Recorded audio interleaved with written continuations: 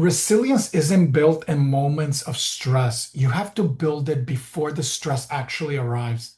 And for most people, they're just not training their brain or they're training it too late. Remember that resilience doesn't show up when life gets hard. In reality, what happens is that stress really is not designed to break you. It just reveals how your brain is trained to navigate and handle whatever life has to throw at you. And since most people aren't training their brain or training their brain the right way, what happens is that when stress arrives, they often break. And so in today's video, I'm going to show you how resilience isn't built in crisis. It's engineered before it actually happens. So you have to be prepared in a sense for when stressors arrive, for experiences that arrive that you may not be ready for, you may reject, you may have conflict with. How do I handle that determines whether stress is going to manifest or not. And oftentimes we create friction with the flow of life, and that generates the stress that we experience. All right. If you don't know, I'm Dr. Brian Ramos, the creator of Zen Brain Academy. If you find value in this video, please give it a like, share with somebody that you think may benefit, and follow us, of course. We put out one video a week on Wednesdays with some sort of brain hack, something to really help you level up in the digital age. So let me share a quick uh, presentation here. So remember, resilience isn't built in crisis. When you're in crisis mode, when you're overwhelmed, when you're feeling anxious, it's already too late. You're going to start to have struggles, and it's not going to allow you to really dominate the experience and to allow the chemistry of stress to be turned into flow. For example, I teach this in Zen Brain Academy in a module called Turning Stress into Flow. So most people are training their brain either too late or not at all. So when stress hits, what happens? It triggers reactive mode. Your brain gets out of frontal lobe function, the prefrontal cortex, and it goes into these more instinctive, impulsive areas of your brain that are going to be very reactive. They're very good for fight or flight, for getting away from danger, but they're not really good for real life stresses, the stresses that humans encounter in everyday life or at a job or something like that. Our emotions are going to be thrown off. Then have emotional dysregulation, impulsivity issues. So emotions are going to override the prefrontal cortex logic. You're going to go from prefrontal cortex down to maybe, let's say, the amygdala. And there's no system in place for me to actually command that experience. Remember that you don't rise to the moment, you're going to fall. Stress is going to cause you to fall to a few steps down to wherever your preparation lies. So either I'm going to be in crisis mode or am I going to be in that dominating mode? Am I going to be organized or am I going to be untrained? I need to train my neurobiology because resilience is something that's preloaded, hardwired into your brain.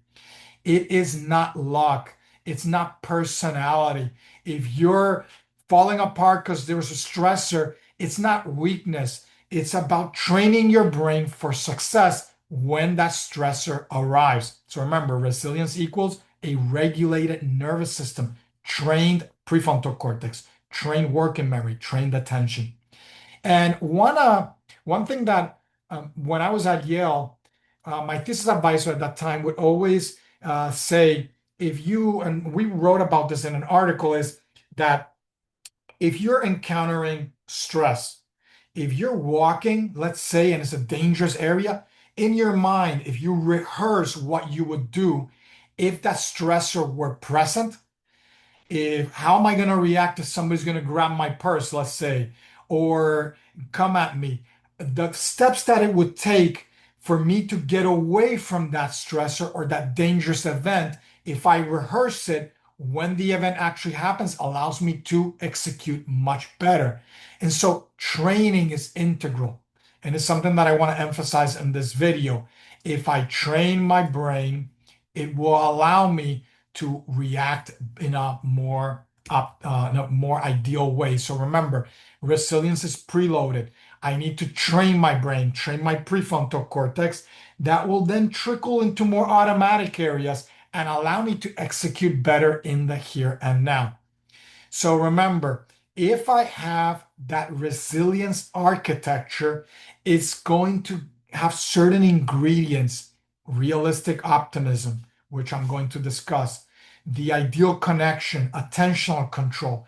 These are all directly related to having the key behaviors that I need to be able to execute in the here and now, even in the presence of a stressor. So, realistic optimism means avoiding denial. Don't avoid catastrophizing. Sometimes we victimize ourselves. We deny that the problem is there or that I have certain vulnerabilities because I haven't trained myself. So you want to have a focus on acting in the now. The prefrontal cortex can override that reactivity of the limbic system, etc., if I am actually training my brain the right way. And of course, your brain was never meant to regulate itself alone. Social regulation stabilizes stress. So if you have a community, support somebody that helps you to store some of that emotional capacity, that allows to give you that pat in the back or that support, even when you know you're struggling or you're about to break down, to know you have a fallback. Community holds resilience when your resilience is dropping. So know that you're not alone. That's one of the reasons why we launched Zen Brain Academy, is to have that community support, that when you have questions, you have somewhere where you can go to ask, to train yourself, to train your brain so that it's going to be more resilient and it's able to turn stress into flow, into better outcomes, not breakdown, but success as well. So, so where your attention goes, remember, is where your energy is going. In the digital age, our energy is being drained. Stress grows, or is it going to shrink? It depends on what story you're telling yourself. What are you feeding your neural networks through social media, through your content that you consume? If I sit there and I start to ruminate and worry and doubt myself because I'm untrained, I don't know what to do when the conflict or the stressors arrive, it's going to amplify that stress. I need to direct my focus to restore control. And I need to ask myself, is what I'm doing in the now, is it helping me or is it harming me? What are the tools that I have at my disposal to be able to better manage that stress in that moment? So remember, the brain is controlling, regulating you from a top-down fashion. Resilience is attention, it's regulation. I've mentioned this multiple times. Attention directs your neurochemistry. The nervous system will then determine the response. So, whatever I'm training up here is going to determine the outputs down below. It's going to determine how my cardiovascular system responds, how my emotional regulation is going to manifest. Habits are controlling, ruling us. So, if I establish the best habits, I automate them in a sense through practice and repetition. It allows me such that when the stressor happens, the habits, the automations, or it's not really reaction, it's more like integrated practices that are going to come out quickly and allow me to really regulate myself better. So that's the difference.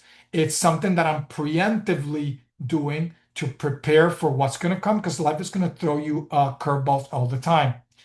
So why are most people stuck? Because when they're stressed, they seek dopamine relief. We talked about this reactivity loop various times, where we seek reward. That reward gives me a little dopamine juice. I then kind of repeat that. I seek out the device through the my interactions on the cell phone, let's say, and that's entraining my brain, and it's creating this pattern of short-term relief and therefore long-term fragility. Resilience requires dopamine stability, what often in the digital age is a problem because our dopamine is being negatively impacted depending on where I'm putting my attention, how I'm interacting with those digital devices. So, well, So we need to train our system, not the situation. We train our system through breath. The breath regulates the brain. We've talked about in other videos. You can learn how in Zen Brain Academy, of course. Mindfulness helps to redirect your brain. It's a training of attention. You need to safeguard your attention more than ever before. This is one of the things that you want to integrate in the digital age. Movement is reset. Get up, get away from whatever is causing the stressor.